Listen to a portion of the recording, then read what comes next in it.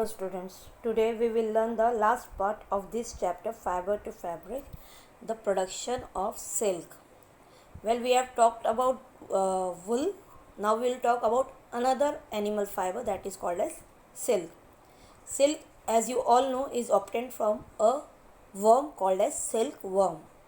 It lives on mulberry trees. Mulberry trees के ऊपर ये रहता है बेटा. उसके लीव्स को ये एज अ फूड खाता है एंड इट प्रोड्यूसेस सिल्क.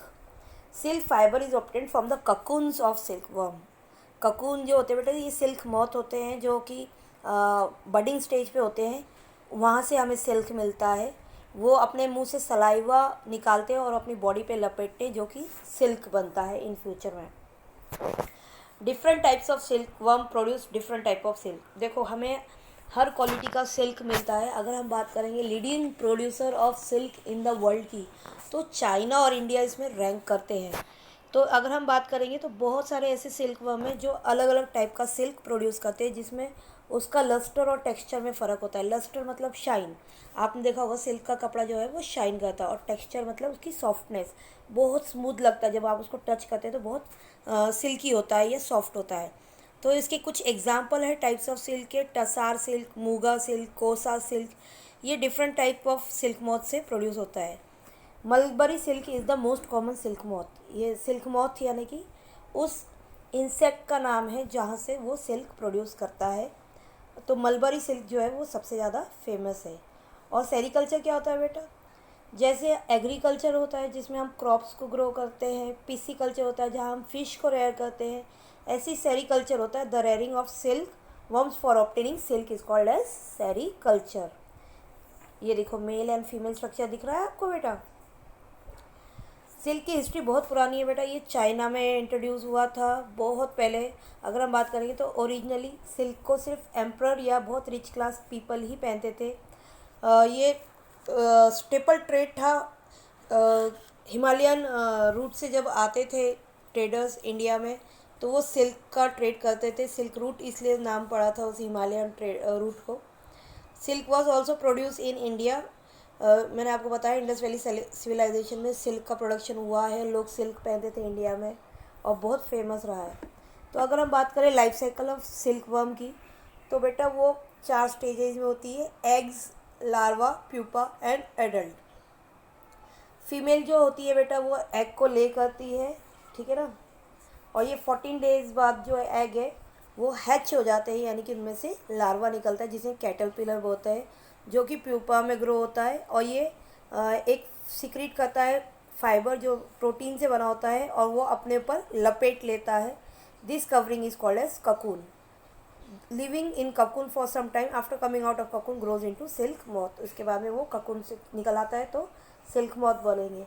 अगर हम बात कर रहे हैं प्रोडक्शन ऑफ सिल्क की तो उनको ककून स्टेज में ही गर्म पानी में डाल दिया जाता है या बॉईल कर दिया जाता है ताकि ये सिल्क मॉथ ना बने. अगर सिल्क मॉथ बनेगा तो वो ककून जो है वो ब्रेक हो जाएगा और वो ककून ब्रेक हो गया तो आपको सिल्क थ्रेड नहीं मिल पाएगा.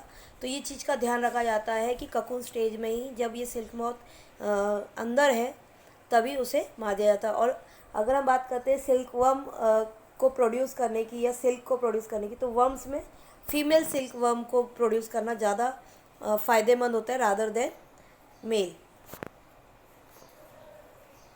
अगर हम बात करते हैं प्रोसेसिंग ऑफ सिल्क की तो उसकी भी 4 स्टेप्स है बेटा. Rearing of silk worm, reeling and dyeing. फिर उसके बाद में स्पिनिंग और वीविंग होता है. रेयरिंग में क्या करते हैं बेटा? फीमेल सिल्क मॉथ को रेयर किया जाता है मलबरी ट्रीज़ के ऊपर. वहाँ पे वो एग ले करती है. The eggs are warm by a suitable temperature. फिर इन्हें कैटरपिलर में कन्वर्ट किया जाता है. Silk worms are kept in bamboo trays and feeds on mulberry leaves. ये सिल्क वर्म को कहाँ रखा जाता है?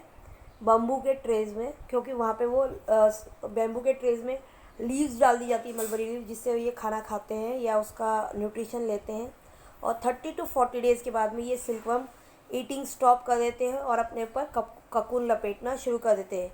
ककून जैसे ही हार्डन हो जाता है बेटा, जैसे ही हवा के एक्सपोजर की वजह से, ककून क्या है जो अपना सलाइवा वो निकालते हैं और अपनी बॉडी के ऊपर लपेटते हैं. उससे क्या होता है एक थिक कवरिंग बनती है और धूप और एयर की वजह से कड़क हो जाता है और वो एक ककून का शेप बना देता है या एक कवरिंग का शेप बना देता है जिसके अंदर ये मॉथ रहता है, और इससे क्या होता है, हमें सिल्क प्रोड्यूस मिलता है। रीलिंग ऑफ सिल्क में क्या किया जाता है बेटा, ककून्स को कलेक्ट किया जाता है सनलाइट में, फिर उनको बॉईल किया जाता है भाप में, और सिल्क फाइबर्स उसमें से सेपरेट किए जाते हैं। The process of take out of the silk thread from the cocoon is called reeling. जो ये ककून में से सिल्क थ्रेड को निकालना, जब इनको गर्म पानी में उबाला जाता है तो उसे क्या बोला जाता है, रीलिंग। ये मशीन से किया जाता है बेटा। कैन यू सी, देखो ये निकाल रहे हैं ना धागे, see this are the reeling fibres. ये देखो ककून बॉईल हो रहे हैं, यहाँ पे ककून्स को बॉईल किया जा रहा है और थ्रेड्स को निकाला जा रहा है। यहाँ पे वीविंग हो रही है और उसको फैब्रिक में कन्वर्ट किया जा रहा है।